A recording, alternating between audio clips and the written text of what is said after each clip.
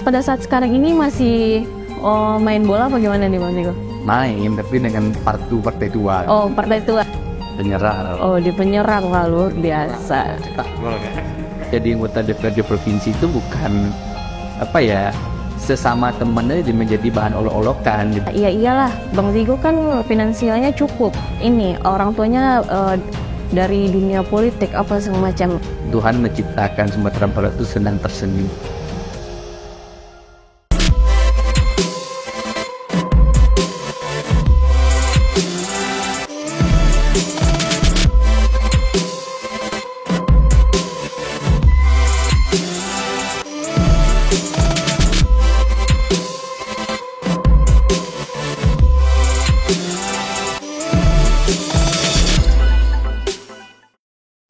Assalamualaikum warahmatullahi wabarakatuh.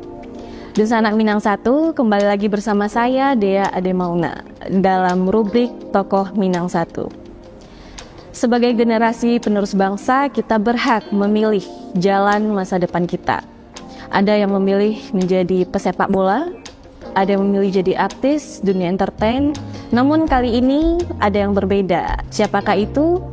Bang Zigo Rolanda SE.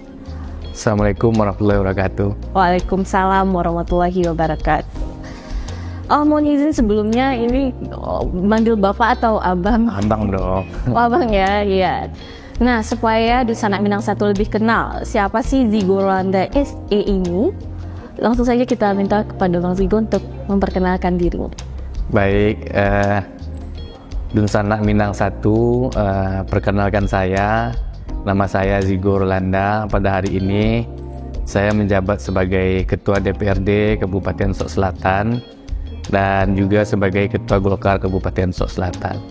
Keseharian saya selain menjadi Ketua DPRD, saya juga sebagai seorang pengusaha dan tentunya sebagai suami yang baik bagi istri.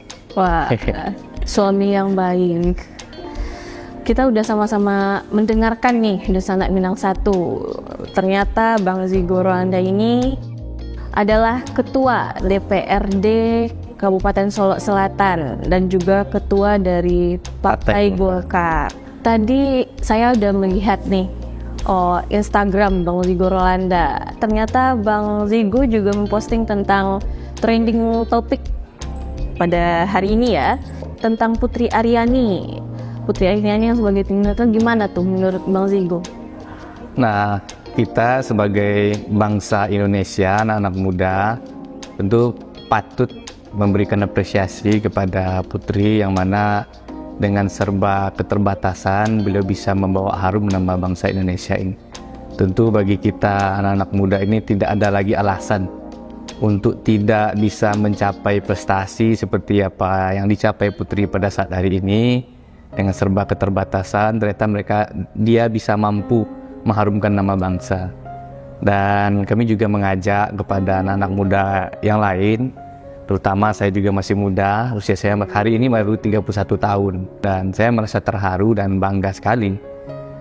Dan juga melihat Putri ini kan dari historinya, dari kecil dia juga sudah ikut audisi nyanyi dan sekarang sudah audisinya sudah level internasional. Iya. Dan tentu kita dengan memposting seperti itulah kita bisa memberikan apresiasi dan keharuan kita kepada generasi muda bangsa Indonesia. Saya lihat ini di postingan Instagram Bang Zigo cukup aktif ya Bang Zigo ya. Ini akunnya dipegang sendiri atau ada official akunnya? Akunnya dipegang sendiri. Akunnya dipegang sendiri. Dan itu natural. Oh natural, iya. Ini sepertinya followersnya udah 10.000 lebih ya. Alhamdulillah. Itu original? Original. Wah luar biasa sekali ya. Itu Bang Zigo sepertinya pecinta sepak bola juga ya? Iya. Main sepak bola dari kapan itu Bang Zigo? Saya sebetulnya main bola itu dari kecil, dari SD, dan saya juga pernah menjadi ketua PSSI Kabupaten Sok Selatan. Oh, ketua PSSI. Tahun 2016 sampai 2021. Dan alhamdulillah pada saya saat menjadi ketua PSSI itu Sok Selatan mendapatkan medali perak nomor 2 di Porprov pada tahun 2018 di Padang Pariaman. Wow, Masya Allah, itu masih baru banget ya, 2018 baru kemarin. Pada saat sekarang ini masih main bola apa gimana nih Bang Ziko? Main, tapi dengan partai tua. Oh, partai tua. Oh, katanya milenial nih. Kenapa sekarang udah masuk ke partai tua aja? Kalau main bola itu kan, kalau 30-an ke atas itu kan sudah tidak ngerumput lagi, yang jarang-jarang ngerumput. Palingnya main sama teman-teman kantor atau ya pemain-pemain legend lah. Oh, tapi mainnya di kampung. Kalau boleh tahu nih dulu di sepak bola abang posisinya di mana?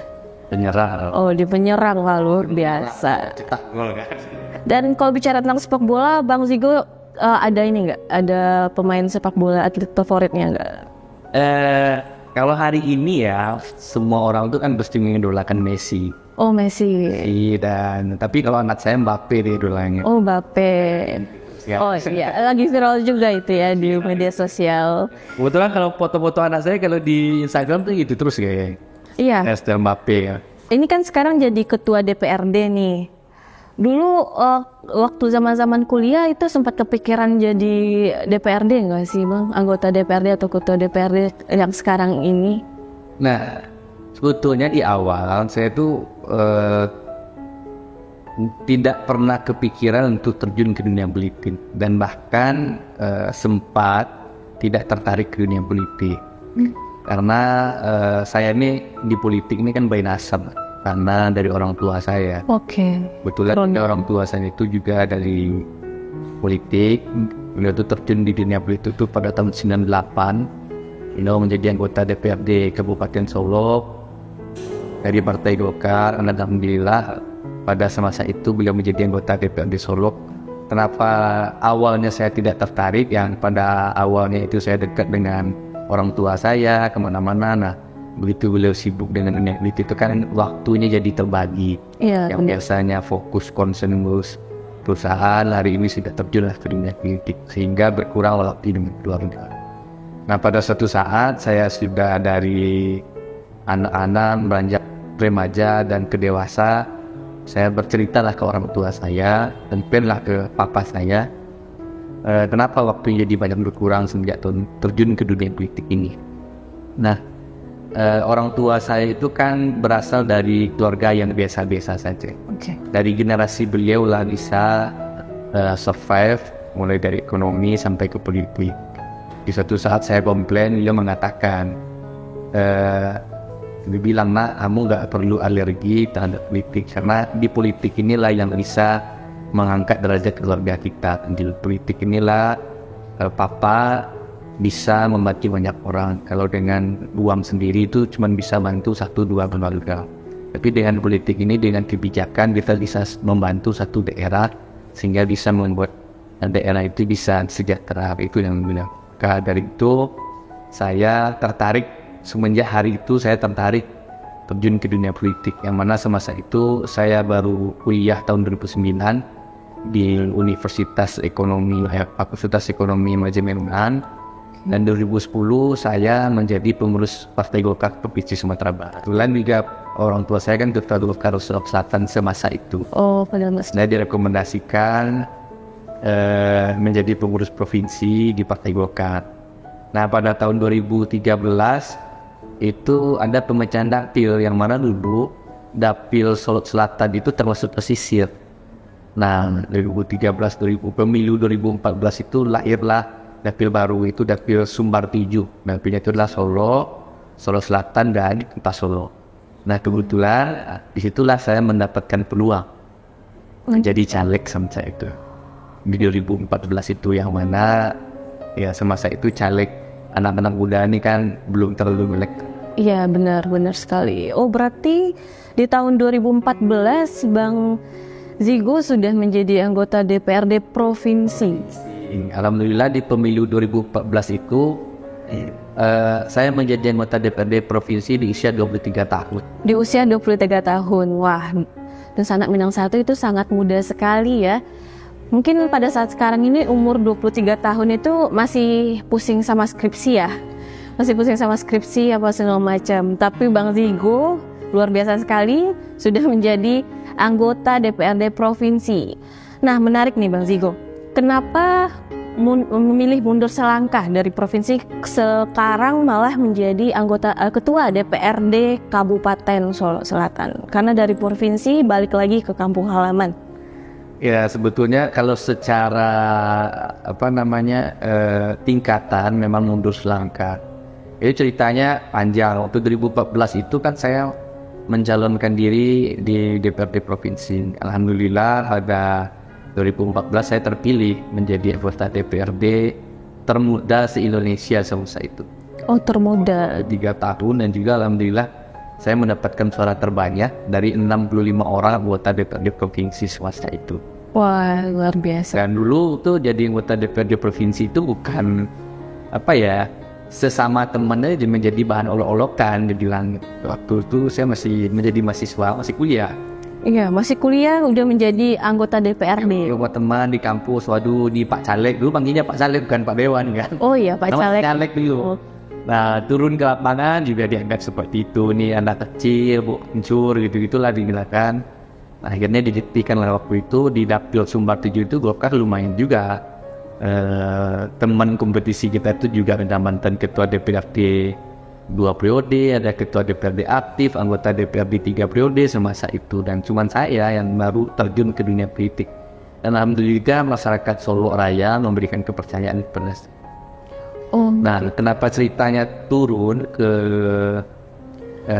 kabupaten? Karena di tahun 2017 alhamdulillah saya itu terpilih dan dipercaya menjadi ketua Golkar Kabupaten Solo Selatan. Nah, karena saya sudah menjadi ketua Golkar Solo Selatan, saya harus bertanggung jawab bagaimana memenangkan partai Golkar di Kabupaten Solo Selatan.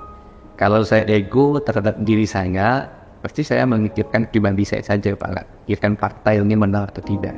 Iya. Mau tidak mau dengan kondisi pada hari itu Partai Golkar, kita sama tahu 2019 itu kan Partai Golkar mendapatkan badai yang luar biasa, Pak. Mulai dari perpecahan internal, ada tersandung kasus dan lain-lain. Alhamdulillah dengan kebijakan tersebut saya harus mundur bagaimana memenangkan Partai Golkar di Selatan. Alhamdulillah 2019 Partai Golkar menang di pemilu legislatif Kabupaten Selatan, dan alhamdulillah saya juga terpilih menjadi anggota DPRD juga suara terbanyak. Jadi 2 kali. Oh, 2 kali ya? 2 kali tetap juara umum. Juara umum, wah luar biasa. Suaranya nggak kasihan pembak ah. Yang kadang juga ada kasihan pembak kan. Oh, saran itu saja. Oh iya. Saya juga pernah. Itu Mbak. Ketua DPRD suara terbanyak, ketua partai, alhamdulillah makanya kita terpilih. Udah include ya semuanya, itu yang bener-bener kayak yang enak-enak aja, kalau didengerin lah dia mah enak-enak aja paketnya. Nah, tapi kan beban yang dipikul itu kan tidak seenak. Iya, benar sekali. Nah, ini satu pertanyaan yang mungkin menarik ya dari penjabaran Bang Zigo tadi. Pada umur 23 tahun itu katanya masih kuliah. Itu apa sih yang membuat Bang Zigo tuh gigih banget? Kan katanya tadi diremehin, diolok-olokin sama temen, Pak Caleg. Biasanya kan kalau zaman sekarang nih yang namanya, kalau nggak ada support system nih kayak, gimana ya gitu, nggak semangat kayak gini, nggak pede gitu. Karena gini, tadi di awal kan saya sudah sampaikan, saya terjun ke dunia politik itu salah satunya kan karena benasar, karena orang tua. Memang kalau diikutin apa kata teman, kita jadi enggak semangat, tapi karena ada support penuh sama orang tua dan juga lingkungan. Karena lingkungan saya itu memang umur saya 23 tahun, tapi lingkungan saya itu berbeda di atas semua. Dan kebetulan juga saya kan pernah menjadi ketua HIPMI Solo Selatan. Saya itu adalah yang mendirikan HIPMI di Solo Selatan di tahun 2011. Di usia 19 tahun. 19 tahun. Saya menjadi ketua HIPMI Solo Selatan dan juga menjadi ketua HIPMI termuda juga se-Indonesia semasa itu. Se-Indonesia? Indonesia. Nah, setelah saya jadi ketua HIPMI Solo Selatan, dan saya itu di 2014, kalau HIPMI itu kan 3 tahun tuh periodenya, 1 periode 3 tahun kan. Nah, ketika 2014, saya terpilih kembali menjadi ketua HIPMI Sumatera Barat. Jadi di 2014 itu terpilih menjadi anggota DPRD Provinsi termuda, dan di 2014 itu juga menjadi ketua HIPMI termuda se-Indonesia. Karena lingkungan yang sangat berpengaruh, karena lingkungan saya memang dunia usaha. Wah, luar biasa sekali ya. Nah, Nusa Anak Minang satu. Ternyata kita di kehidupan ini memang ya faktor utamanya itu emang lingkungan. Benar kata orang, kalau kita temenan sama tukang parfumnya kita kecipratan parfumnya, tapi berbeda karena emang nasab ya tadi ya Bang. Jadi Bang Zigo ternyata juga ini. Padahal tadi katanya dia juga tidak menyukai dunia politik yang akhirnya menyukai dunia politik. Kata orang kan, rasa benci dan cinta itu beda tipis. Oke. Benar. Dari dulu awalnya benci sama politik, maksudnya kurang senang sama politik, sekarang itu sudah menjadi darah nadi. Iya, sudah menjadi. Rasanya kalau sekarang itu kami kalau dalam 1 minggu itu tidak bertatap muka atau tidak mendengarkan aspirasi dengan masyarakat itu rasanya ada kurang atau gimana. Oh jadi setiap minggu wajib ini? Iya. Oke. Kita kan berarti DPRD kan semuanya itu pasti ya menerima semua orang.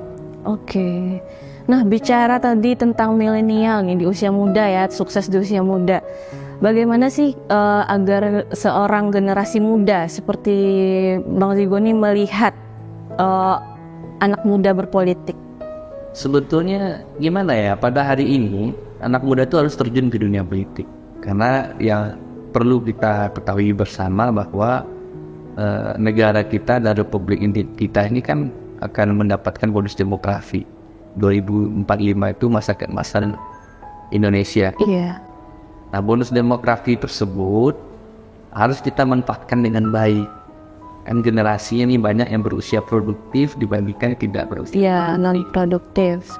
Nah, kalau yang berusia produktif ini memang betul-betul produktif, maka 2045 Indonesia itu bisalah mendapatkan bonus demografi yang masa keemasan tadi.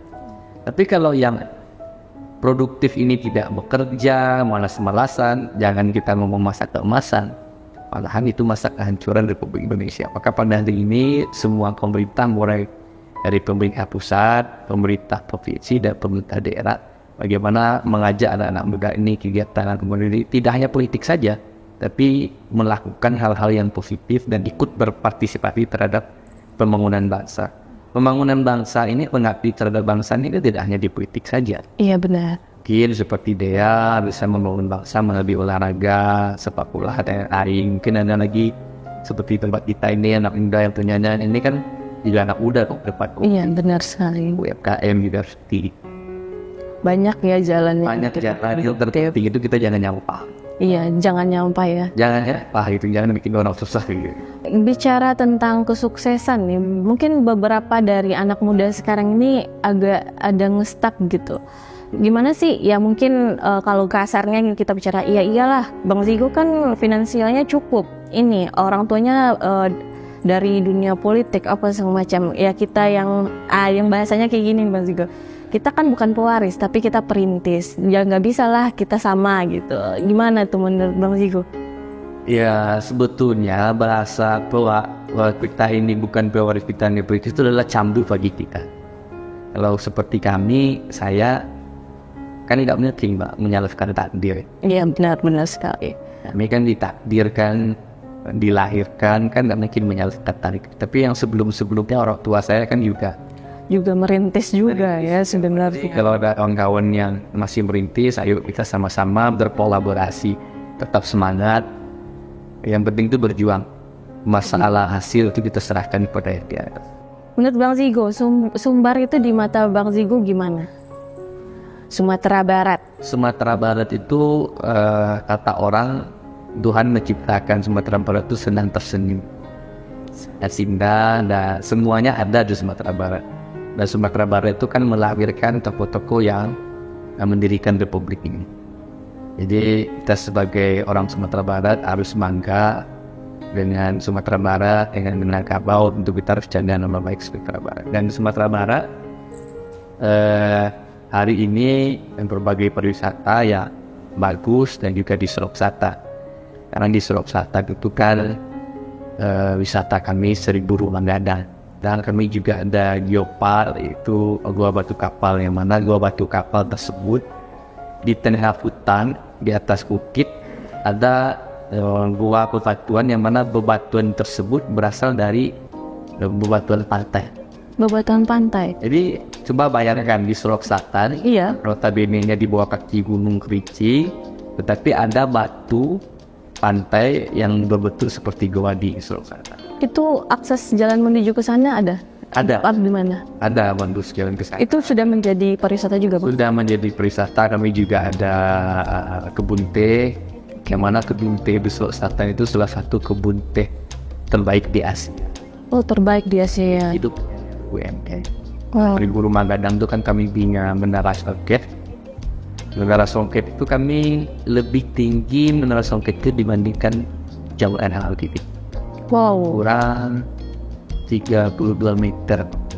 Nah juga mempunyai rumah gadang terpanjang. Rumah gadang Rumah terpanjang. gadang terpanjang itu sudah mendapatkan penghargaan dari salah satu komunitas di dunia. Rumah gadang itu lebih kurang panjangnya 100 meter. Wah, 100 meter. Oke, sahabat Minang Satu, kita minta kepada Mas Zigo apa sih pesannya untuk Dusanak Minang Satu? Pesan kami kepada Dusanak Minang Satu, terutama kepada generasi muda Sumatera Barat, mari kita melakukan hal-hal yang positif dan bagaimana ke depan supaya kita bisa mengandalkan ranah Minang ini di tingkat nasional maupun di tingkat internasional. Oke, Dusanak Minang Satu, itulah hasil bincang-bincang kita hari ini bersama Bang Zigo Rolanda, Ketua DPRD Kabupaten Solo Selatan.